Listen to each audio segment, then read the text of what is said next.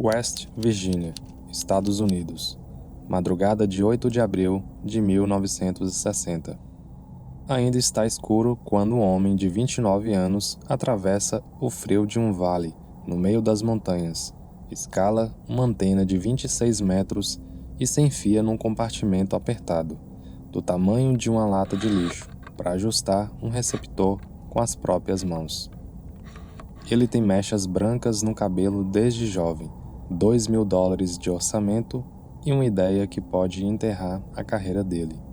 Quando o dia nascer, ele vai apontar essa antena para uma estrela e escutar, não para medir temperatura, nem para mapear radiação, mas esperando que alguém do outro lado esteja transmitindo.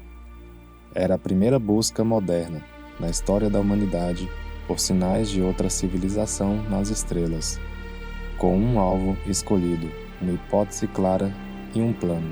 O nome dele é Frank Drake. E naquela manhã começa uma esperança que vai durar o resto da vida dele.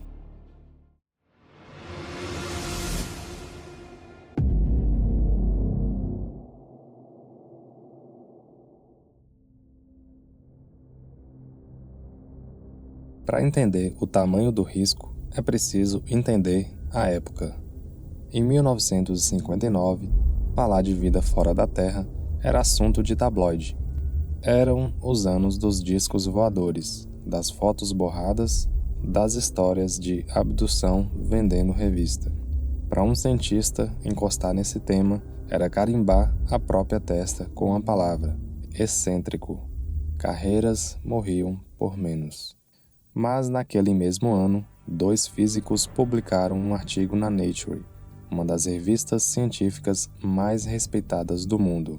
Giuseppe Cocconi e Philip Morrison argumentavam que, se existissem civilizações em outras estrelas, elas poderiam estar transmitindo sinais de rádio e que a tecnologia para captar esses sinais já existia. A busca tinha deixado de ser fantasia. Faltava alguém com coragem de apontar uma antena. O artigo terminava com uma ideia que virou fundação de tudo o que veio depois. A chance de sucesso é difícil de estimar, mas se ninguém procurar, a chance é 0. Num observatório novo, escondido num vale de West Virginia, justamente para fugir da interferência de rádio das cidades, o jovem astrônomo leu aquilo e reconheceu o próprio pensamento. Frank Drake já vinha desenhando uma busca dessas em silêncio, com medo do que os colegas diriam. Agora tinha respaldo. Faltava decidir o idioma. Se você quer escutar alguém que nunca viu, de uma civilização que não conhece, em que frequência sintoniza o rádio? O universo inteiro faz barulho, estrelas, galáxias, nuvens de gás.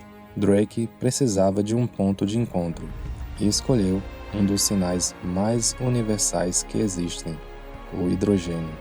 O átomo mais simples e mais abundante do cosmos. Ele tem uma assinatura própria.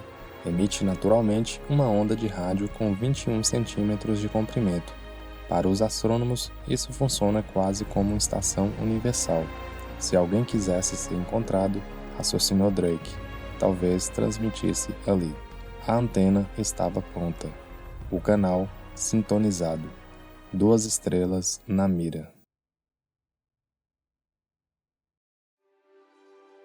Ele batizou o experimento de Projeto Ozma, o nome da princesa de Oz, a terra dos livros infantis, distante, difícil de alcançar, habitada por seres estranhos.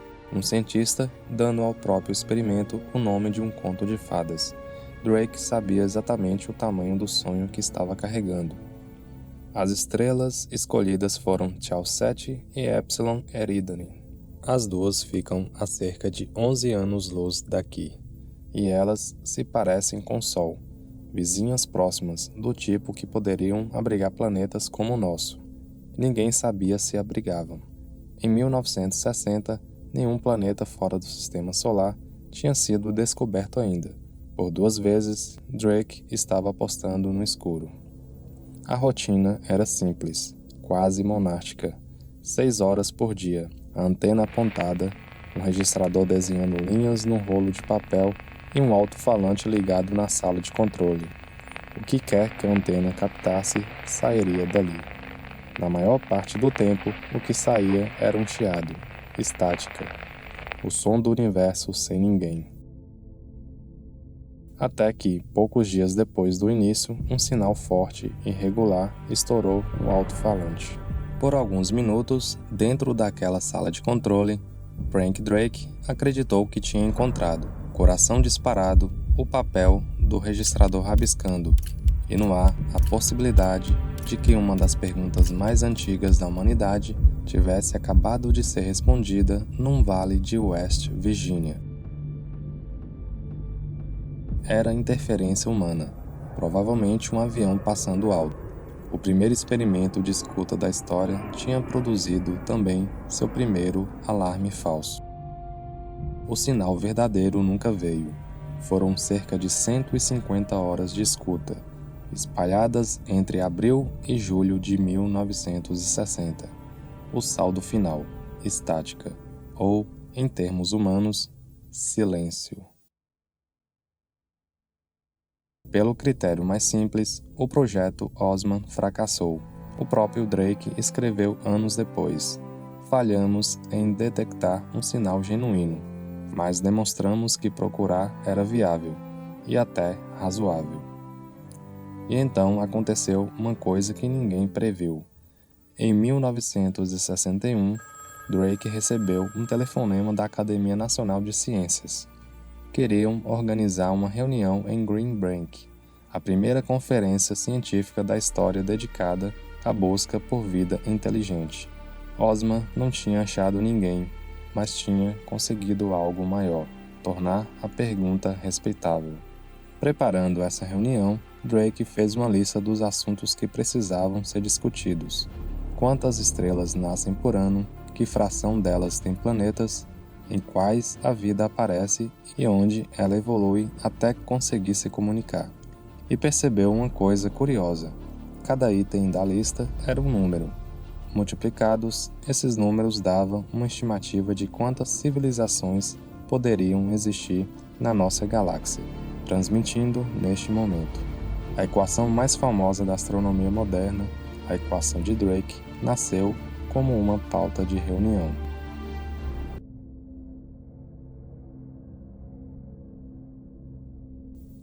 Frank Drake nunca mais abandonou essa pergunta. Nas décadas seguintes, levou a busca para Arecibo, o grande radiotelescópio de Porto Rico. Em 1974, ajudou a desenhar a mensagem de Arecibo, uma transmissão em código binário enviada na direção de M13, um aglomerado distante de estrelas. E quando as sondas Voyager partiram levando um disco de ouro com os sons da Terra, uma ideia dele também viajava na capa: o mapa de pulsares, a localização da nossa casa desenhada para ser lida por mãos que talvez não existam. A cada década, os instrumentos melhoravam. Computadores passavam a examinar milhões de canais ao mesmo tempo. Exoplanetas foram descobertos aos milhares. Mundos reais orbitando estrelas de verdade, alguns parecidos com o nosso. Parte do que em 1960 era aposta virou ciência estabelecida. Menos a resposta: essa nunca veio.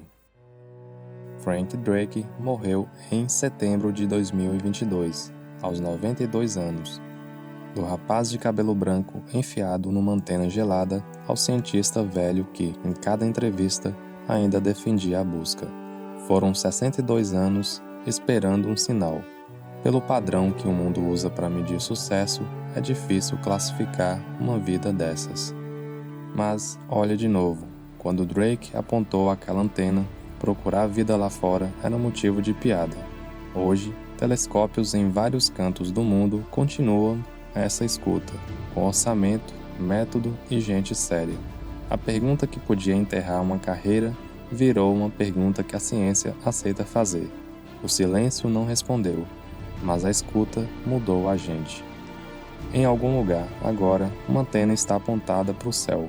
A escuta que começou naquela madrugada de 1960 nunca mais parou.